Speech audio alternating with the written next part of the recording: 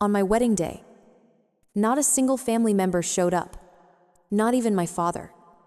Michael, who promised. He promised he would be the one to walk me down the aisle. They all went to my sister's birthday party. An elaborati. 30th birthday heritage event for Madison. A day later, I posted one single picture on Instagram. Less than an hour after that single post, my phone screen lit up. 62 missed calls. A flood of text messages. What could have possibly shaken them so suddenly? And have you ever felt like the invisible one in your own family? Let me know your story down in the comments. Let's go back to that moment. The ceremony was supposed to start at 4. Until I was just staring at my reflection in the library's old mirror. A bride in a beautiful dress, with no one to present her. That's when Mr. Blank, William Anderson, found me. He's the man who owns the building our loft is in. He runs the rare bookstore on the ground floor. He's a quiet, dignified man with the kind eyes of a former museum curator, which is exactly what he is. He had simply come by to drop off a gift and wish us well. He found me in a state of icy calm, my phone face up on the table beside me. That damning list of last-minute cancellations from Mother, Father, and Madison glowing on the screen. He didn't ask what was wrong. He didn't offer pity. He just observed. He looked at my dress, at my solitary figure, and then down at his own impeccably tailored suit. "Emily," he said, his voice gentle but firm, "it would be my profound honor if you would permit me to escort you." And so, I was walked down the aisle not by the father who forsook me, but by the quiet gentleman who collected our rent. As the doors opened, I expected to feel a wave of humiliation, but I didn't. I saw Ryan, his eyes locked on mine, his love needing no validation from anyone else. And then, I saw the rows. They weren't empty. They were filled with Ryan's friends, the artists and sound techs who had stayed up all night, helping us decorate the library, all of them beaming. In that second, I realized family isn't a debt you're born into. It's not blood. It's the people who show up, the people who stand with you. My old family had chosen to be absent, and in doing so, they had given me the gift of seeing the real one that was standing right in front of me. The picture I posted a day later, it was from Venice. Ryan and I, standing on a private balcony of a 16th century palazzo, overlooking the Grand Canal. An unbelievable trip, all arranged by Mr. Anderson as a personal wedding gift. That one picture was the declaration. My old life was over. My new one was just beginning. And that's when my phone began to self-destruct. To understand those 62 missed calls, you have to understand my family. My family doesn't operate like a family. It operates like a poorly managed heritage fund, obsessed with the idea of legacy but hemorrhaging actual value. My mother, Jennifer, is the frantic CEO, her entire identity tied to her position as the chair of the local historical society and the family's social standing. My father, Michael, is her silent legal partner, his job to structure the trusts and enforce the bylaws of their tiny kingdom. And my sister, Madison, was their blue-chip asset. Madison did everything right, according to their unwritten rules. She married Logan, an investment broker whose family name still carried weight at the local country club. Their entire life was a performance, a carefully staged production of preserving the heritage, and my parents were the financial backers, perpetually applauding and hoping for a return on their emotional investment. I, on the other hand, was the off-book venture they never understood. The creative risk that yielded no social dividends. I chose a different path. I chose Ryan.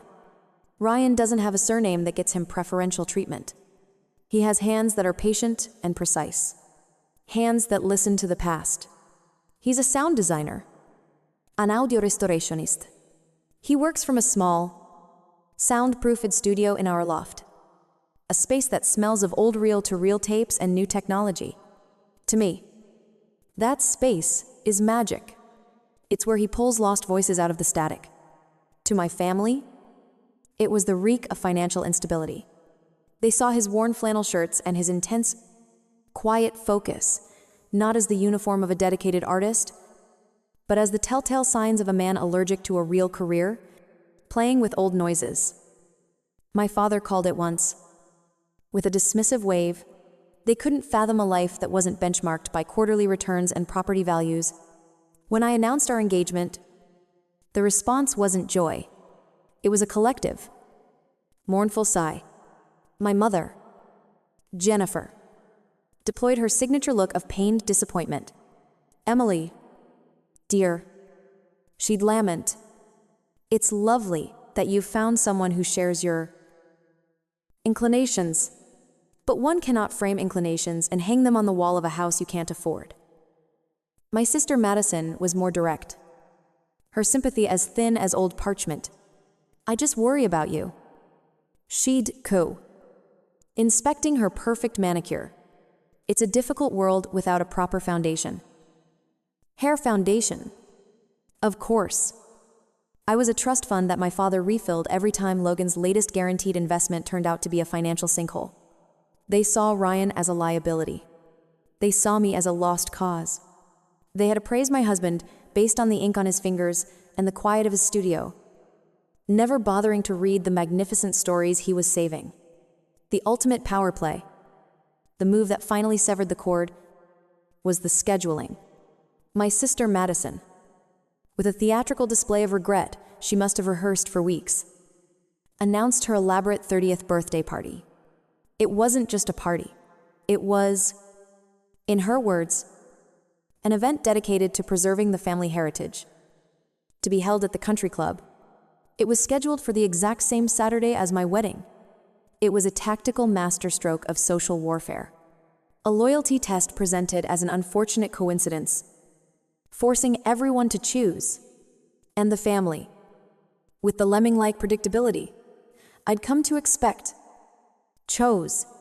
They chose the spectacle of Madison's heritage and the promise of networking with the local elite over the quiet, solemn vows of the daughter they had long since written off as a lost cause.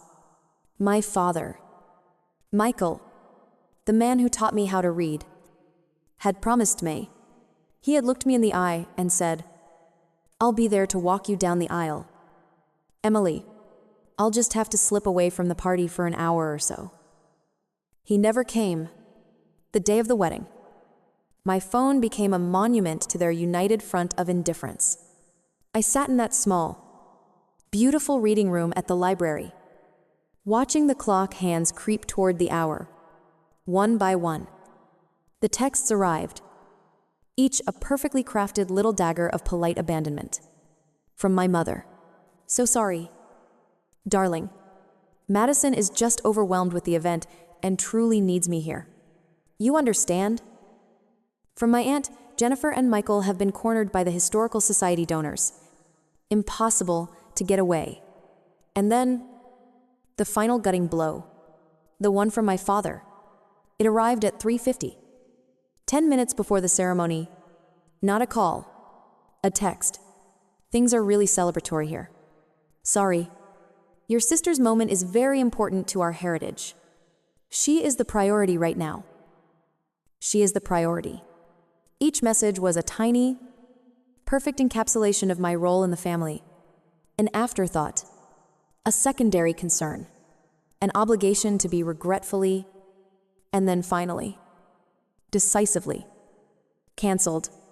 They weren't just missing my wedding, they were publicly ratifying my irrelevance. They were signing the document that said, "You do not matter." The barrage of notifications, 512, in total, became a running joke between Ryan and me. For the first 2 days of our honeymoon, we'd watch the screen light up with Jennifer's name, then Michael's, then Madison's, in a frantic, rotating cycle. On the third day, as we were having coffee on the palazzo balcony, the phone rang again. Jennifer. I looked at Ryan. He just nodded. His expression calm. He knew I had to do this. I let the phone ring until the last possible moment. A small reclamation of control, in a lifetime of acquiescence. When I finally answered, I remained silent, letting the vast, open-air sounds of the Venetian Canal fill the connection. Emily, is that you, Emily? For goodness sake. Where are you? We have been beside ourselves with worry. The performance was so breathtaking in its dishonesty that it was almost admirable. They weren't worried. They were mystified. They were outraged. They were confronting a narrative they couldn't control. And it was driving them to distraction. I'm on my honeymoon. Mother, I said, my voice as placid and steady as the horizon. I could hear the muffled sound of the phone being jostled. And then my sister Madison's voice. A sharp, impatient hiss in the background. Ask her where she got that. Ask her who is paying for it. My mother's tone pivoted instantly from manufactured concern to pointed cross-examination. A honeymoon. In a palazzo. Emily, your sister saw the pictures. We are all quite perplexed. A trip of that magnitude. Did Ryan's family have resources you failed to mention? It would have been helpful for us to know. For the sake of the Heritage Fund, there it was. The frantic scrabbling for a logical foothold, for any explanation, any at all, that would keep their neatly constructed universe from flying apart. They needed Ryan to be a secret heir. A trust fund kid, playing at being a bohemian artist. Because the alternative was that they had made a colossal, life-altering error in judgment based on their own superficial, bankrupt criteria. The alternative was that their heritage was worthless. It was an existential threat. They had to be the victims of my secrecy, not the authors of their own spectacular exclusion. This was the pivotal moment, the conversational endgame I had been unknowingly preparing for my entire life. I took a slow sip of my coffee, watching a gondola slice gracefully through the water below. No, Mother, I said, letting the simple denial expand into the silence. Ryan doesn't have a hidden fortune. He doesn't have a trust. He has something far more valuable. Something your world doesn't have a column for in its ledger. The silence on the other end was so profound. I could almost hear the gears of her mind seizing up, grinding against an idea they couldn't process. This trip, I continued, my voice deliberately light, is a personal wedding gift from a gentleman named James Sinclair. James Sinclair. My mother's voice was a faint, strangled noise. She knew the name. Everyone in their heritage world knew the name. Sinclair was a famously private historian and philanthropist.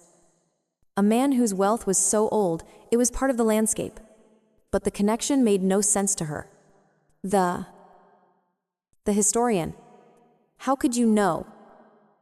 How does Ryan know James Sinclair? He's one of Ryan's clients. I said simply, Ryan has been restoring the audio archives for that documentary he's making on his family's expeditions. Restoring. Audio, she stammered. Still trying to make it fit. Playing with those old noises. Yes. Mother. Playing with old noises. You see, while he was playing, Ryan found something. A hidden audio signature. A tiny fragment of a conversation, buried under 80 years of static that everyone else had missed. It turned out that fragment was the one thing that proved Mr. Cito, Sinclair's legal ownership of a historical archive his cousins have been trying to claim for a decade. I let that sink in. You and Father. You measure the entire world in dollars and social standing. But in James Sinclair's world, the currency is different. It's trust. It's expertise. It's access. Ryan provided something that none of Father's partners at the firm ever could. He saved a piece of history. And in doing so, he solved a multi-million-dollar legal dispute with a single, restored sound wave. That, Mother, I said, Watching the morning light hit the canal is a form of currency. Your world doesn't even know how to count. It's the invisible currency of specialized skill, and it turns out, among people who actually matter. It's valued far more than a name at a country club. My mother made a faint, strangled noise, like a balloon slowly deflating. The entire foundation of her world, the physics of her social universe, had just been violated. But how she finally managed to stammer, her voice sounding small and distant. How do you even know people who can arrange these things? Who introduced you to Sinclair? This was it. The final connection. The last piece of the puzzle that would show them just how blind they had been. I smiled. A real, genuine smile. Oh, Mr. Sinclair and Ryan were introduced months ago. I said, my voice, light and conversational. The entire trip, the palazzo. It was all arranged by Mr. William Anderson. Mr. Anderson. She repeated the name as if it was in a foreign language. She was struggling to pronounce. I could picture her perfectly, brow furrowed, frantically searching her mental social register for the name and coming up empty. William Anderson. The man who owns your building. The landlord. The very same, I confirmed. The quiet, polite man who runs the bookstore. The one you and Father dismissed as scenery when you visited last Christmas. I let the silence stretch, filling it with all the things she was suddenly, horrifyingly realizing. The man, I continued, my voice sharp and clean as glass, who graciously stepped in to walk me down the aisle when my own father was otherwise engaged with canapés and preserving the heritage. It's remarkable, isn't it, when you consistently treat people with decency and respect, regardless of their perceived net worth. They tend to remember it. You and Father should try it sometime. I could hear a commotion on her end. The phone must have been on speaker. It was Madison. Her voice. No longer a hiss, but a full-blown, indignant squawk. This is ridiculous. This is a setup. She planned this. She did this deliberately to make us look bad. She did this to humiliate us. I listened to the squawking for a moment. The sound of their universe collapsing under the weight of its own arrogance. They hadn't been betrayed. They had been wrong. And for them, that was infinitely worse. I smiled again. Looking out at the water, I have to go now. Mother, I said, cutting cleanly through Madison's tirade. The curator from the museum is waiting for us, and I don't want to be late. Emily, wait. Give my best to the family. I said. I disconnected the call before the sputtering could begin, cutting the final thread with a clean, satisfying snip. I turned back to Ryan. He was already lost in his work. Sketchbook out, capturing the impossible architecture. His focus, absolute. For years, my family had made me feel like an apology. They had appraised my husband based on the quietness of his studio, never bothering to listen to the magnificent, lost stories he was saving. They saw a man in a rented loft and assumed his world was just as small. They never imagined that this same quiet man was held in high esteem by people whose worlds were so vast. They made my family's manicured heritage look like a terrarium. Those 512 missed calls were digital artifacts of their own spectacular folly. Each notification was a tiny, frantic ghost of a connection they had chosen to sever. A celebration they had snubbed, only to discover it was the only one that mattered. They hadn't just skipped a wedding. They had fundamentally misread the entire map of my life. Standing there, the breeze from the canal in my hair, I realized the most profound truth of all. By casting me out, they hadn't diminished me. They hadn't made me smaller. They had inadvertently set me free on a grander ocean than they could ever have conceived. Does this story resonate with you? Share it with someone who needs to be reminded of their true, often invisible, value.